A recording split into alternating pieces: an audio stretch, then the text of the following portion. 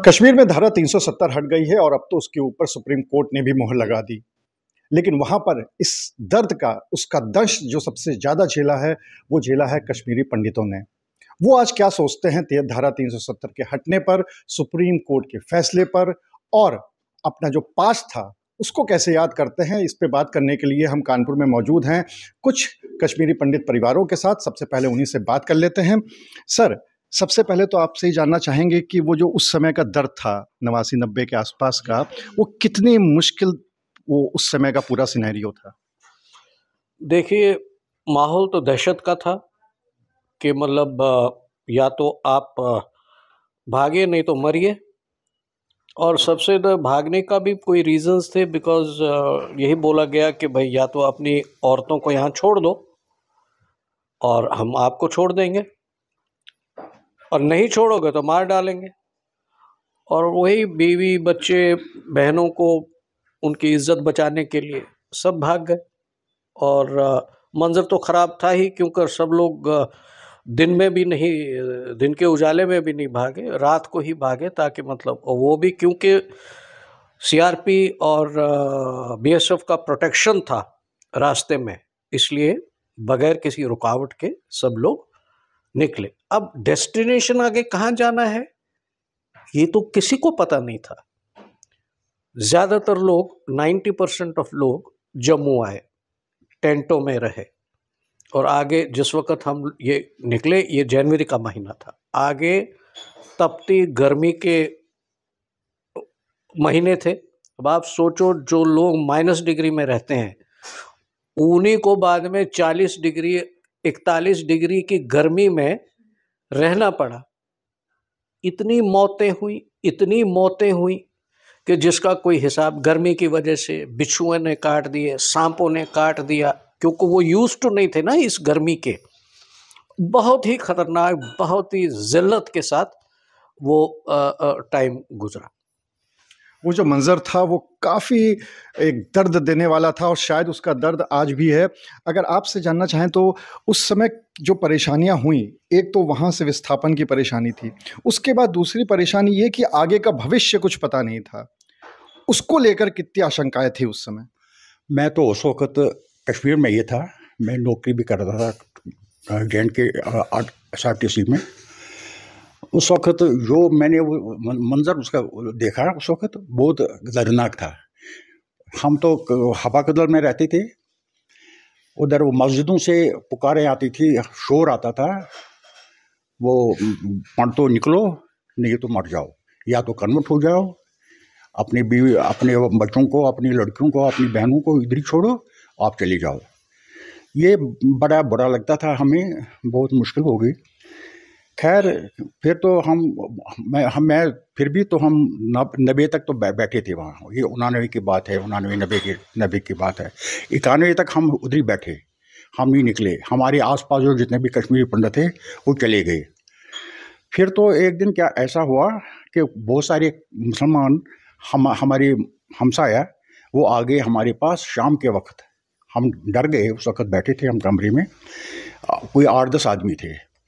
उन्हें वो खटखटाया, दरवाज़ा खटखटाया, हम बैठे थे ऊपर। जब हमने देखा ये 8-10 आदमी है तो हम घबराना तो ज़रूरी है।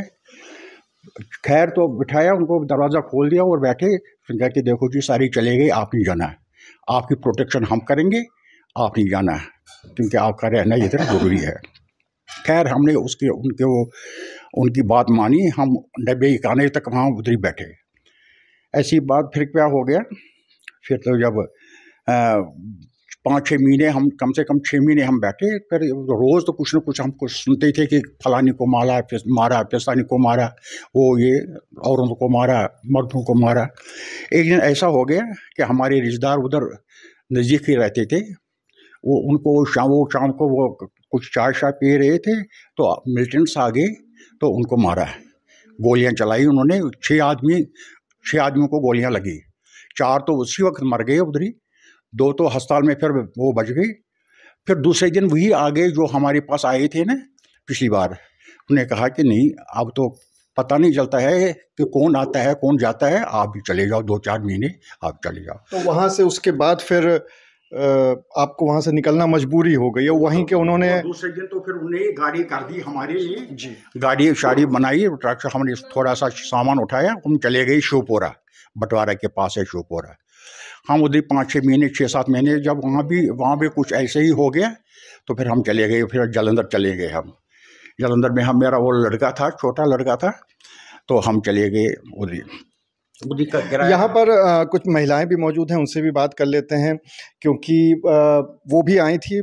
मैम, आपसे पूछना चाहेंगे, आदमियों के लिए तो मुश्किल था, सभी के लिए मुश्किल था, लेकिन शायद जो महिलाएं थी, फीमेल्स थे, आप लोग थे, उनके लिए कुछ ज़्यादा ही मुश्किल था। कितना खौफनाक मंजर था वो। बहुत खौफनाक। अब तो हम तो इतने दहशत में आ गए थे, हमारे माता पिता तो, हमारी माता तो ख़त्म भी हो गई अभी इसी दहशत से, कि वो तो रह नहीं पाई ज़्यादा। वो वही सोच सोच कि कश्मीर में हमारा इतना बड़ा बंगला था, हमारे बच्चे खेल कूद रहे थे, अब बच्चे हम कहाँ लुढ़क रहे हैं, क्या हो रहा है। लेकिन ये देख के तो हम थोड़ा सा, अब ये है कि चलो अब 370 हट गया तो हो सकता है हमें कुछ उसका कुछ मिल जाएगा कुछ करना। बस इतना ही तो मैं कह सकती हूँ, आगे मुझे मेरे से कुछ कहा नहीं जाता। ये कहेंगी आप। यहाँ पर हमारे साथ कुछ बुजुर्ग भी मौजूद हैं जो कि सरकारी नौकरी में थे, और सरकारी नौकरी को छोड़कर फिर वो यहाँ पर आ गए, जो जम्मू कश्मीर की सरकार थी उस समय की, उस सरकारी नौकरी में थे। बाबू जी, आपसे जानना चाहेंगे कि कितना मुश्किल था, क्योंकि आप तो वहीं की सरकार की ही डिपार्टमेंट में काम भी करते थे, कितना मुश्किल था? मुश्किल ही मुश्किल था, कोई आसान काम तो था ही नहीं। बैठे रहे उधर, क्या करेंगे when you have no other alternative, what are you? अब जब 370 वहाँ से हट गया है, अब एक दूसरा ही सिनेरियो आ गया है, केंद्र सरकार, केंद्र शासित वहाँ पे गवर्नमेंट है, और अब सुप्रीम कोर्ट ने मोहर लगा दी है, तो कुछ लगता है कि कुछ उसका फर्क पड़ेगा? People have become so violent, कहने की बात नहीं है। उनमें वो ये 30-40 साल पाकिस्तानी वहाँ पूरा भर दिया हम लोगों में कि भाई जब लड़ोगे तो तब मिलेगा, तो इसलिए बहुत मुश्किल हो गया है। यहाँ पर कुछ युवा पीढ़ी भी हमारे साथ मौजूद हैं, उनसे बात कर लेते हैं। आपने सुना ज़रूर होगा, अगर देखा नहीं है तो सुना तो ज़रूर होगा। तो जो कहानियाँ सुनी थी वो कितनी दर्दनाक थी और कितनी मुश्किल थी, जब कहानी बताई होगी? नहीं, ऑब्वियसली हमने तो देखा नहीं, जैसे आप कह रहे हैं सही बात है, नहीं देखा, बट पापा मम्मा से कहानियाँ सुनी, एंड वो एक्चुअली ही बहुत ज़्यादा जिसे कहते हैं दर्दनाक तो थी, खौफनाक भी बहुत ज़्यादा थी। क्योंकि जिस तरीके से बताते हैं कि फ़ीमेल्स के लिए किस तरीके से वो बोल रहे थे, एंड वो बोल रहे थे या तो स्लिट करो अपने आप को, या कन्वर्ट करो, या अपनी फ़ीमेल्स को पीछे छोड़कर जाइए, तो वो सारा ही सारा बहुत ही ज़्यादा खौफनाक था। And but I am really thankful to the present government कि हाँ, आज की डेट में 370 हट गया है, तो रियली जस्ट लगता है कि हाँ, अब कुछ जस्टिस तो एक्चुअली मिला है। तो I am very happy for the Kashmiri pandits and पापा के लिए, मम्मा के लिए, and for the entire family. आपको भी लगता है, आपने भी जब कहानियाँ सुनी होंगी? कहानियाँ तो नहीं, हम वहीं पे थे, मैं अच्छा। 6th में थी, तो हम जब वहाँ से आ गए थे, तो चलो पास तो आपने सबसे सुन लिया। बाकी अच्छा हुआ ये आर्टिकल हट गया, पार्लियामेंट ने तो कर लिया था, लेकिन अब जो कल सुप्रीम कोर्ट ने फाइनल मोहर लगाई, उससे तो बहुत फ़र्क पड़ेगा। उसमें हम वहाँ पे क्या है कि इंडस्ट्रीज़ वगैरह बनेगी वहाँ पे, जैसे वहाँ के लोगों पे ज़्यादा फ़र्क पड़ेगा, उनकी डेवलपमेंट ज़्यादा हो जाएगी। क्योंकि पहले तो वहाँ पे कुछ नहीं कर सकते, ना कोई खरीद वहाँ पे जैसे होटल्स भी नहीं थे, कोई बड़ी बड़ी इंडस्ट्रीज़ नहीं थी। तो वो फ्यूचर अब जो मुझे लगता है कि वहाँ के लोगों के लिए भी बहुत अच्छा है, और जो मुझे लगता है आगे जो बच्चों का फ्यूचर होगा वो बहुत अच्छा होगा, और कश्मीर बहुत ही अच्छा होगा, अभी भी बहुत अच्छा है। वहाँ पे जैसे ये 26 जनवरी होता था, झंडा नहीं लहराया जाता था, 16 अगस्त पे झंडा नहीं लहरा, लेकिन अब 15 अगस्त में अब तो बिल्कुल सब चेंज हो गया। वहाँ पे डेवलपमेंट बहुत ज़्यादा हो गई है, और आगे भी बहुत हो जाएगी। बहुत ज़्यादा उम्मीदें हैं 370 लगने के बाद, हटने के बाद से, और सुप्रीम कोर्ट की मोहर लगने के बाद से। आप दो बातें कह रहे थे कि एक तो जो पैसा जाया करता था वहाँ की गवर्नमेंट के पास, उसके संबंध में, और दूसरा अगर 370 के बाद जो इलेक्शन होते हैं तो उसमें आपको क्या लगता है? दोनों ही सवालों का जवाब चाहेंगे आपसे। सबसे पहली बात तो ये है जी कि पैसा 1947 के बाद जो भी सरकार, नेहरू का तो बहुत ही फेवरेट स्टेट थी, और फारूक ये उसका शेख अब्दुल्ला उसका दोस्त था, खरबों रुपया। और ये मैं बता रहा हूँ कि जब तक ये 370 से पहले 19 से 20 हज़ार करोड़ हर साल कश्मीर को एज ए स्पेशल पैकेज, पूरी इंडिया में किसी को नहीं मिलता, स्पेशल पैकेज जाता था और उसमें से ज़्यादा एक्सपेंडिचर आता था 3,000 करोड़, मैक्सिमम 3,000 करोड़। ये मैक्सिमम फिगर है कश्मीर के स्टैटिस्टिक्स में, 3,000 या 4,000 करोड़ का डेवलपमेंट वो किया जाता था। न एजुकेशन में जोर था, वो तो खैर अपनी प्रॉब्लम थी उनकी, मगर डेवलपमेंट वो ज़ीरो। अब आप पूछेंगे साहब बाकी पैसा कहाँ चला गया था, वो तो बताने की ज़रूरत ही नहीं है, वो तो पॉलिटिशियन बैठे थे खाने के लिए। 3 फैमिलीज थी, तीनों ने बांट लिया, टिल दिस प्रेसिडेंट्स रूल, सब ने खाया। अब दूसरा सवाल आपका ये है कि साहब अब तो ख़त्म हो गया 370, अब गवर्नमेंट बनेगी, उसके बाद क्या होगा? मैं इसके लिए आपको दो जवाब दूंगा। देखिए, कोई फ़र्क नहीं पड़ेगा अगर वैसे ही लुटेरे फिर आ गए, तो कोई फ़र्क नहीं पड़ेगा, सारा का सारा उन्हीं के जेबों में जाएगा। डेवलपमेंट जो अब तक 6 साल में हुई है वो ख़त्म समझिए। और अगर कोई कॉम्पिटेंट चीफ मिनिस्टर आ गया, जैसे बहुत सी एग्जांपल्स हैं, मेरे पास तो इस वक्त एक ही है, वो है योगी जी।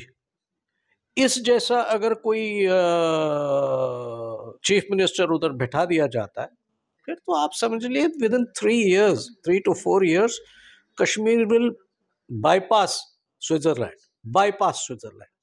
आदमी ऊपर अच्छा होना चाहिए, जो जितना पैसा है वो डेवलपमेंट पे लगाए, अपने लिए कुछ ना रखे। एक आखिरी सवाल, वहाँ से विस्थापन हो गया, आप सब लोग भी अब यहाँ पर आ गए, तो अब इतना डेवलपमेंट हो रहा है, 370 भी हट गई है, सब कुछ हो रहा है, वापस जाना चाहेंगे अपनी उस जगह पे, अपनी उस भूमि पर? ज़रूर, ये तो दिली ख्वाहिश है वहाँ जाने की, बट उसके लिए आपको एक एनवायरनमेंट क्रिएट करना पड़ेगा। वो जो खौफ हमारे अंदर बसा हुआ है ना, हमारे फैमिलीज, हमारे माता पिता, हमारे वो जो खौफ है उसको आप निकाल नहीं सकते हैं, वो खौफ आपसे निकलेगा नहीं। उसके लिए आपको बहुत कोशिश करनी पड़ेगी गवर्नमेंट को, कॉलोनीज बनानी पड़ेंगी, डेवलपमेंट वर्क करना, इंडस्ट्रियल, अब तो इंडस्ट्री खुल सकती है, आउटसाइडर्स भी खोल सकते हैं। अब जब वैसा माहौल आ जाएगा, बाप रे, ये तो दिली ख्वाहिश है हमारी कि हम भी वहाँ अपना मकान वापस बनाएं, वापस जाएं, बच्चों को भी दिखाएं हम कहाँ रहते थे, ये तो दिली ख्वाहिश है। तो 370 हटने के बाद से काफ़ी खुश है कश्मीरी पंडित, और वो ये चाहते हैं कि वहाँ पर अब जो सरकार बने वो कम से कम ऐसी सरकार बने जो वहाँ का डेवलपमेंट करे, वहाँ की जो कमियाँ थी उसको ख़त्म कर दे, और शायद तभी एक बार फिर से सब लोग कह सकेंगे कि अगर दुनिया में कहीं पे जन्नत है तो यही है, यही है, यही है। कैमरामैन शारिक खान के साथ अनुराग अग्रवाल, TV9 कानपुर।